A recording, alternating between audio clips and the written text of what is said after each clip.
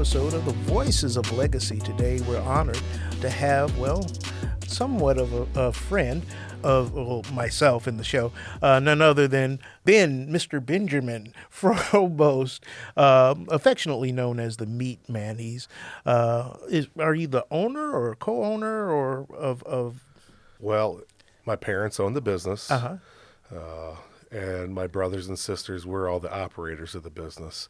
But we obviously have a very deep vested interest in the operations and decision-making with everything. Gotcha.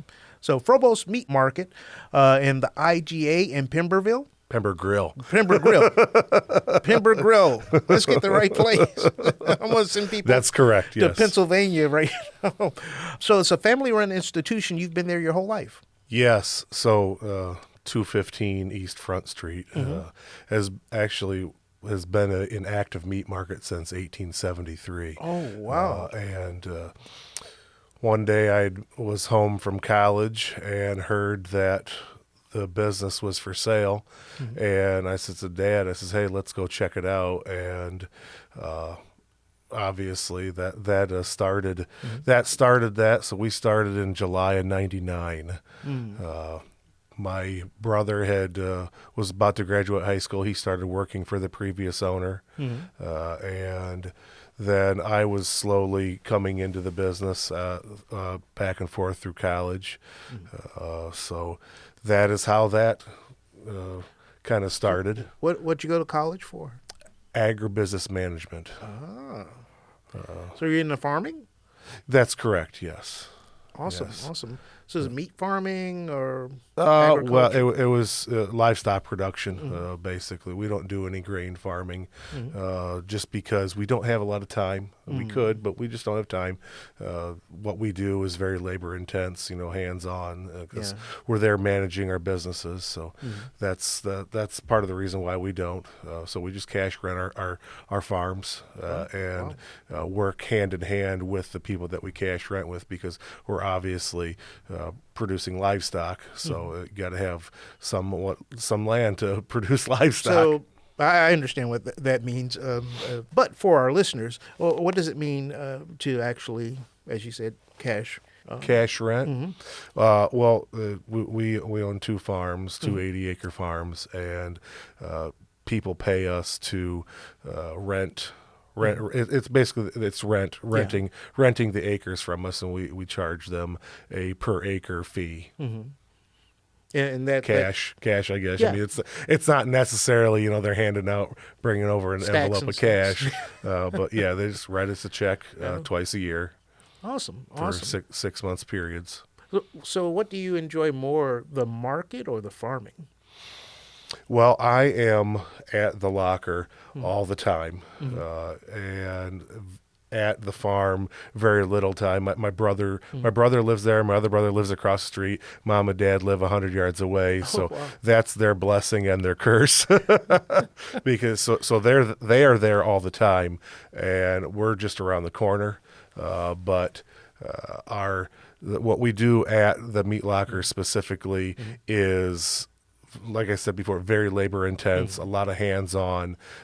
So the time demands me to be there. Cleaning, cutting, and all. Cleaning, cutting, production, whatever we're doing. We make over 300 different kinds of things or types of things, and that's a progression throughout a 12-month period. Seasonal, holiday, summertime things. So, like I said, a lot of labor-intense items that we make just demands the time for me to be there. Gotcha. So how has working with family been, without getting yourself in trouble?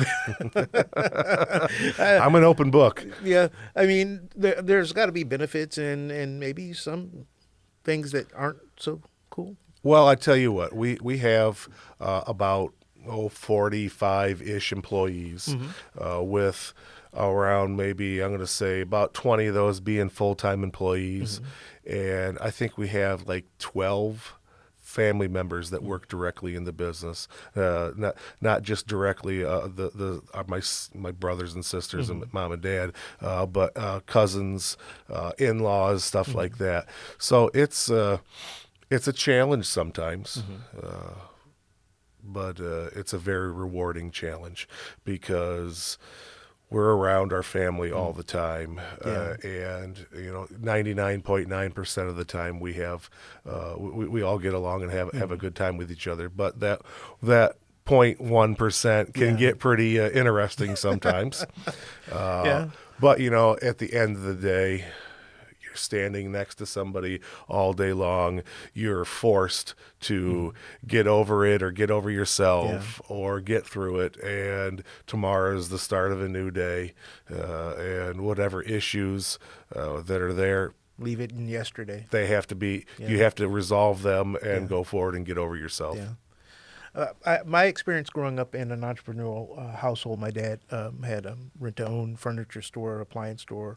Almost every relative, and I'm going to get myself in trouble today a little bit, every relative that ever worked for us either got fired or quit. Not all of them, but most. Well, we have a really good core group of employees.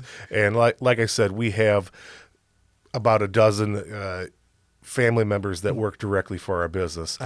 But all of our other employees that have been with us for, extended periods of time, they really are an extension of our family because we might be with them longer than we're with our spouses or children or whatever, throughout the day. So they are an extension of our family. So we have a good time with what we do.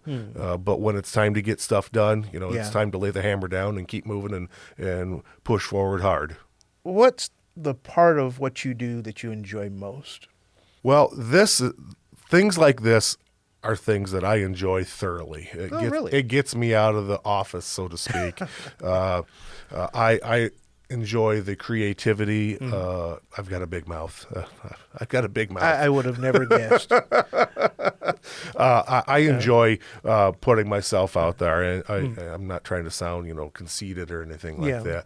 But the media aspect, the advertising aspect, the creativity that being a small family business allows us to be as creative as possible, whether that be something like today or something on social media, doing something silly or dumb or stupid, acting foolish.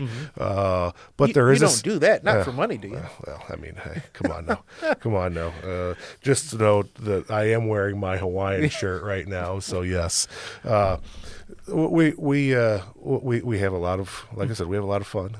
So I think that's probably the most enjoyable part of what we do. The creativity alone allows us to set ourselves apart from other places that either can't or won't put the time in, and whether that be the mental capacity or physical capacity to be able to do something to be successful. Are there any big box stores nearby? Well, in Pemberville, in Wood County, being where we're at, we're about 10 minutes away from Bowling Green, 15 minutes away from Perrysburg, obviously 25 minutes away from Toledo. So we're in a very competitive market when it comes to competition. However, and I'm not going to say those names of those places. Yeah, I was trying my best not to, actually. But we are in a very competitive market because I would say that specifically our village that we're operating in, I would say that we don't necessarily capture a lot of that commerce, but our average customer probably comes from 10 minutes or more. So we're relying, on them to come to us. Back to the creative marketing. Exactly. Letting people know you're there. Exactly. Because you're in the heart of downtown, aren't you? We are right in the center of town, and the IGA store is right around the corner too. So being in a very competitive market has been a challenge. It was a challenge for the previous owners of the businesses, and for those business operators to still continue to do what they did. They laid a great foundation for us to continually be successful, and we took it from point A and rolled it into something very, very large. So how do you buy a business that's been around for over 100 years, honor where it's been, or have you done that to move forward? You get rid of your personal life. So like I said before, we knew that the meat locker had came up for sale just through a rumor. We had heard it and checked it out. The IGA store in town. There's been an IGA store since the 50s in town, and the previous owner had been operating the business for 38 years, and obviously, he was getting older, and he had came to us in 2005 and asked us if we were interested in leasing his meat department. And it was a great opportunity for us to expand our business. And it was a great opportunity for us to have a different location that has parking. That was really the big thing, because at the meat locker, we rely on street parking. We don't have a parking lot.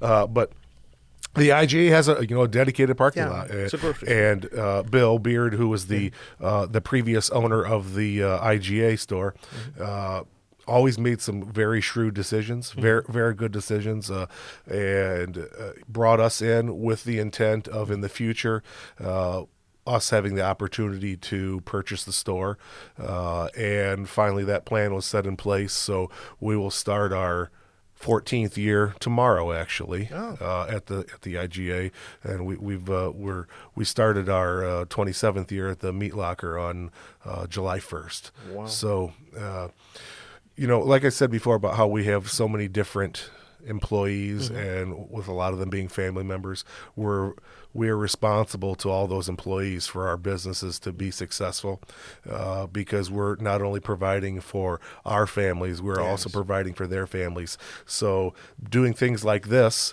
is very important to be able to get our story, get our message, be able to advertise and talk about what we're doing to more than just the Pemberville Grill community. Oh, yeah. Pemberville, I just notice I kind of paused there. You almost did it. I almost messed up. Well, it's my fault. I've been saying Pemberville is Pember Grill, Lord, and that's pretty ironic in and of itself. The grill at the end of that, but yeah, I'm hoping, and for the Voices of Legacy, our goal is to inspire those that hear your story. There may be an entrepreneur, somebody thinking of opening up a business, or something's been submitted to them as an opportunity, as yourself. What you explained was awesome, and you got to kind of be prepared for the opportunities when they come, and not be fearful, and just move forward, man, with a little bit of faith and some gumption. You can do a lot.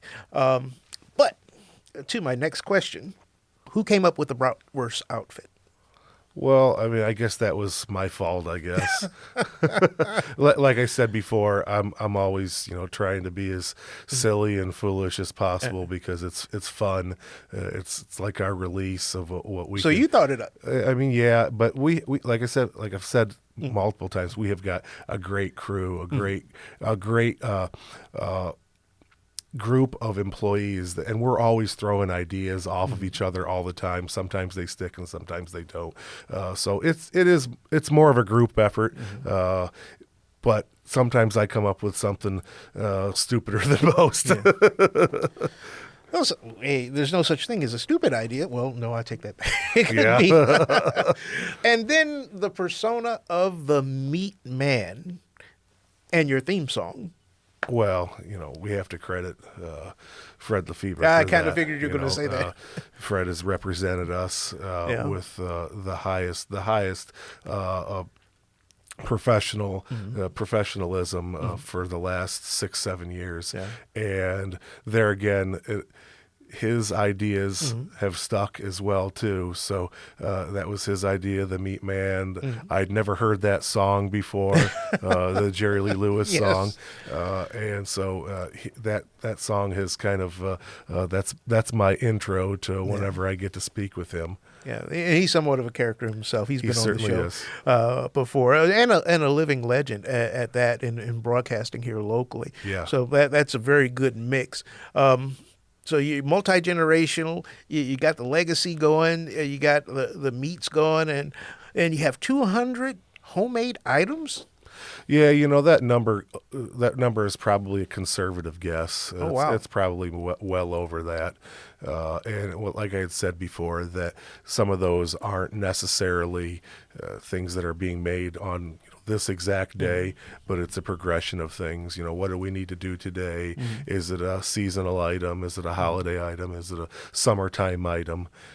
So it's a progression of things that we do. Some of them are every day, Wow. So it's just it provides what we make provides a lot of hands-on labor for all of our employees to be able to be successful. Understood.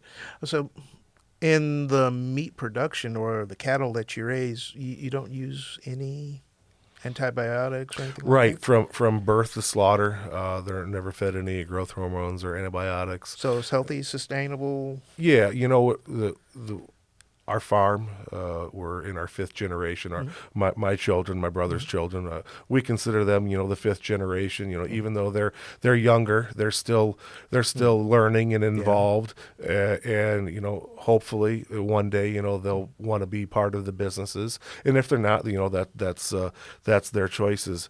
But yeah, we're fifth generation. Actually, our sixth generation just lives around the corner as well too. So, Wow.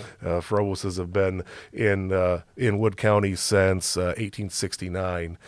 So we have a very deeply rooted agricultural family.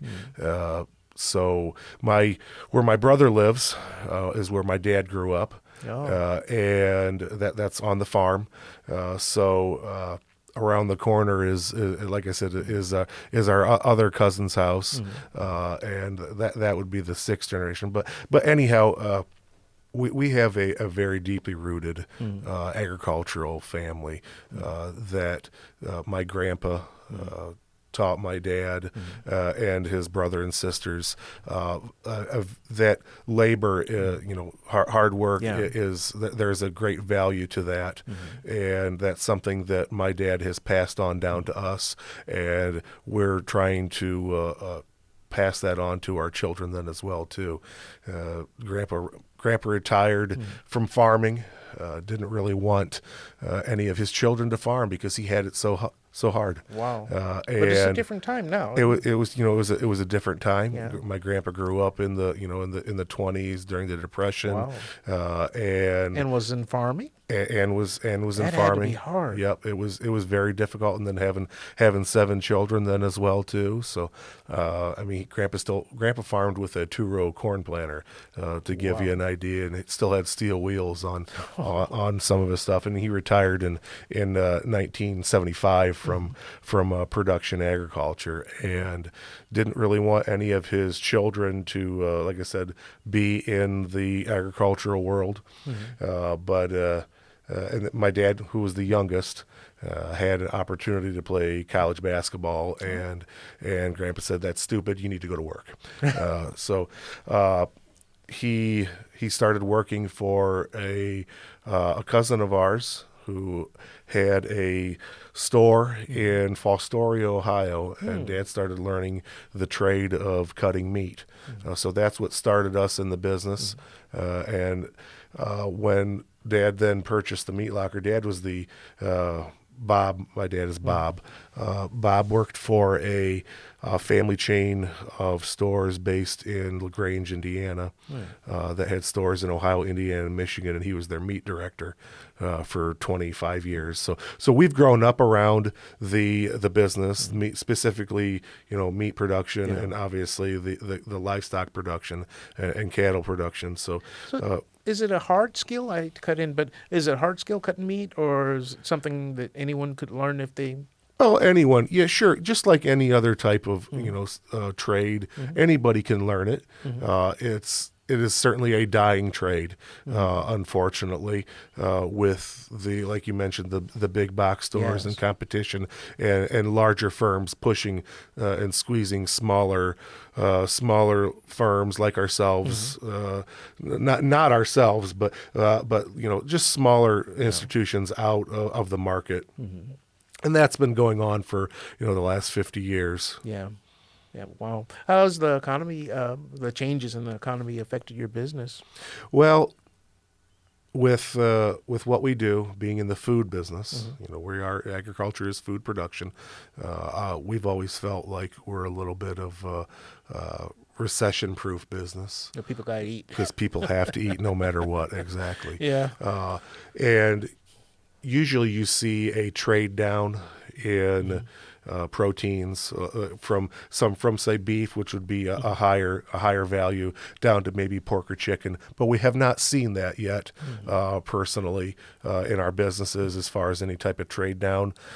So people are still spending money, which is great. I try not to listen to the negatives that are out there all the time, because there's you can believe what you want to believe and hear what you want to hear, and watch what you want to watch. And markets are driven by perception. Exactly. So we try to stay stay away from that and not listen to the negativity, and just focus on pushing forward. In the past, when there's been downturns, it's not necessarily noticeable, but you can see where people's buying habits have changed. I would say since the beginning of COVID, there's been a major change in the way people purchase their specifically proteins, meats. They're buying in larger quantities rather than maybe 2 or 3 things. They're buying stocking up. They're stocking up for a month, 2 months, and that. Like I said, COVID really pushed that type of business. So do you produce cows, or you raise cattle?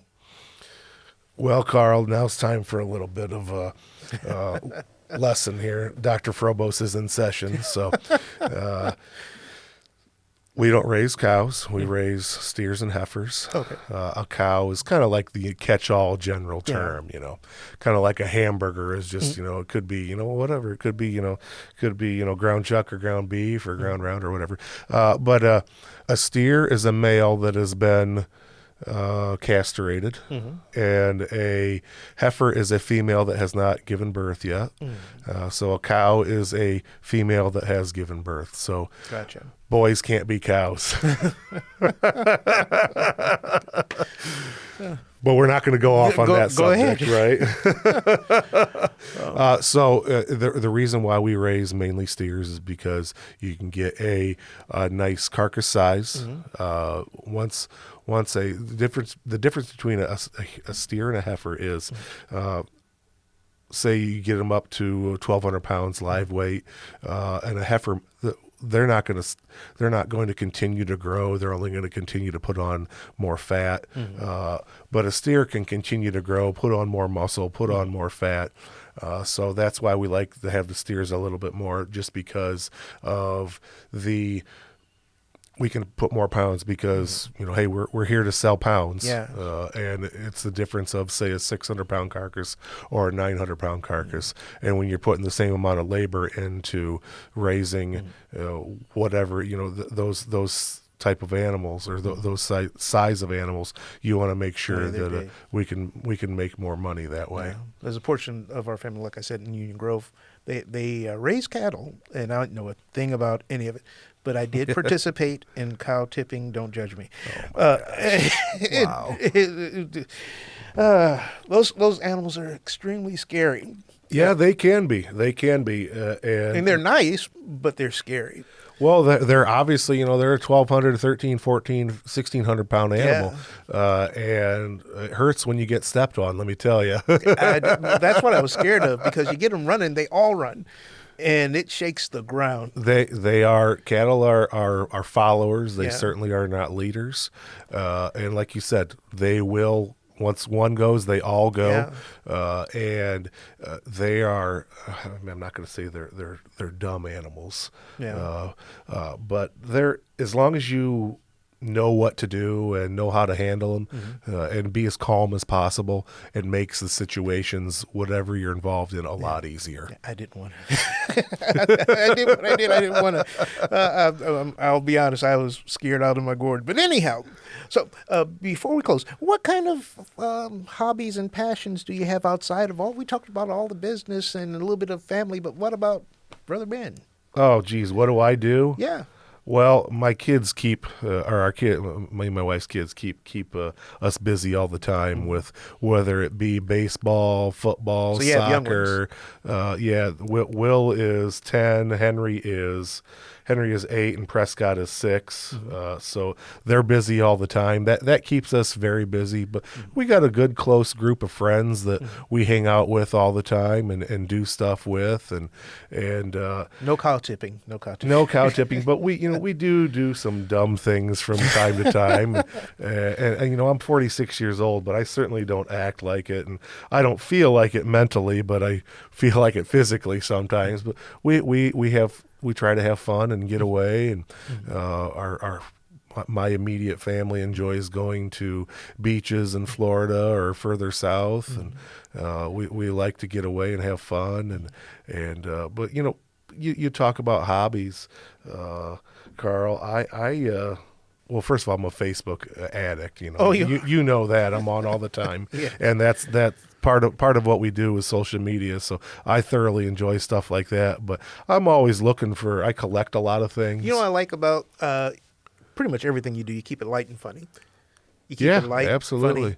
funny, and that's a good attitude to have. To be kind to people and to have fun.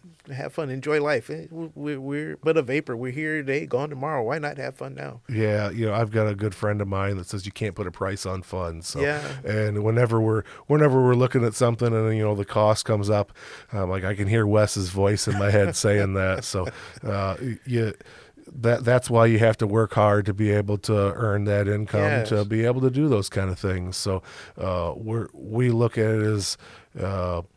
My grandparents tried to make my parents' lives easier, and same way with my parents to myself, and we're trying to do the same things for our kids too. So we always tell them, well, we never got to do that when we were little. You guys should feel lucky. So we have some fun with what we do, and just like this past weekend, I never went on we never did any type of travel soccer. We drove up into Michigan, and Henry had a soccer tournament, and what a huge amount of fun that was. I bet you love that. And they won their tournament, and we never did that when we were younger. So that was a great thing. So that's what keeps us busy. That's awesome. That's awesome. Well, now it's time for the finale. What do you think your legacy is thus far, and what would you like for it to be? Oh boy, that is such a tough question to answer. Well, our if we're going to talk about our family legacy, we in our village in Pemberville and in our community, we have instilled a local sense to where bringing people back to the community matters, and whether it being involved financially or just physically being there, and because we hear all the time that, oh, thank you so much for what you guys do. Thank you what you do in the community. And sometimes that stuff kind of goes in one ear and out the other. And I know that's kind of a jaded look to think about it, but because we hear it so often, and it's just our normal way of life. It's giving, it's being there, whether it be physically. You all do sponsor, not to get off subject, but you sponsor events and a lot of charities as well. Yeah, not whether it be our American Legion, the schools around us, FFA, Future Farmers of America, and I go to a lot of different school districts and speak and stuff like that. Certainly our church, we're very involved with our church then as well too. So it's a community feel that we try to do. So now personally, I don't know how I answer that question. I'm at a crossroads in my life to where I'm 46 years old. I'm the same age that my dad was when he purchased the meat locker in 1999. So I look at is right now I'm stepping into not necessarily his shoes, but I'm stepping into the future of the way our businesses are going to be. And I think my brothers and sister are the same way, feel the same way. Now it's time for us to set our path, or set the business's path up, because we've set ourselves up so well. Now, with that said, it was still all done by us before. And you asked me at the very beginning of this, you asked me who owns the businesses. We all have a stake in this, but it's just not on paper. We all have a stake in our future. That's good. So whether it be financially or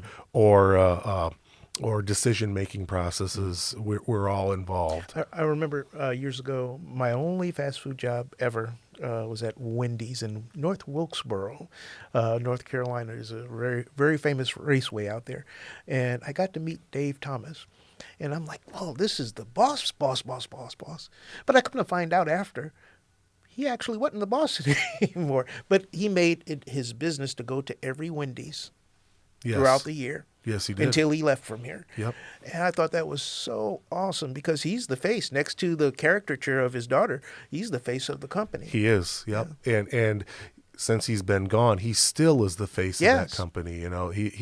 He has really set a legacy of kindness. And he's been gone for 25 years. I met the man in person. He's really that way. Yeah.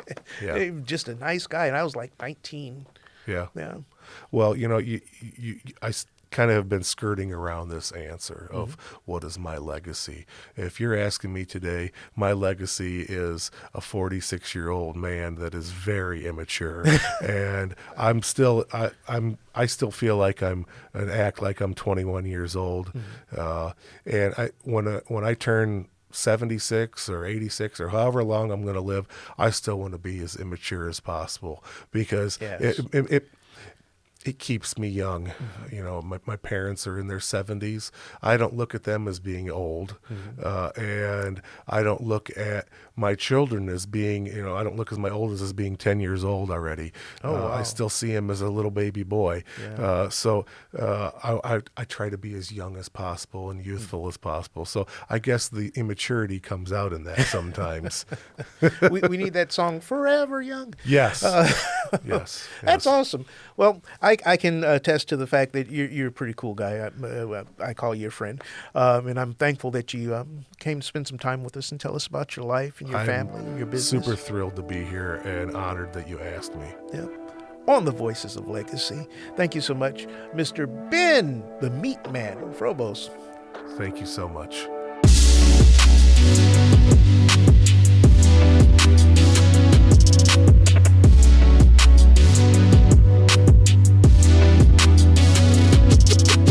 Thank you for listening to the Voices of Legacy.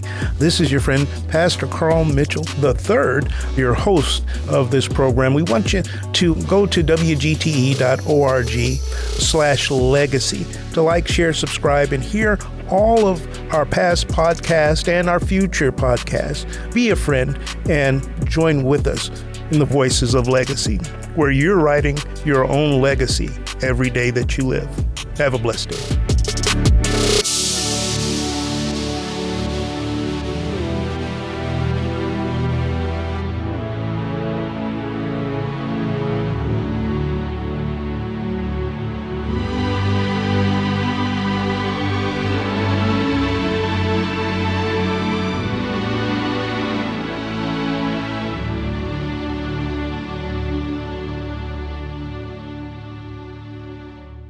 WGTE. Voices around us.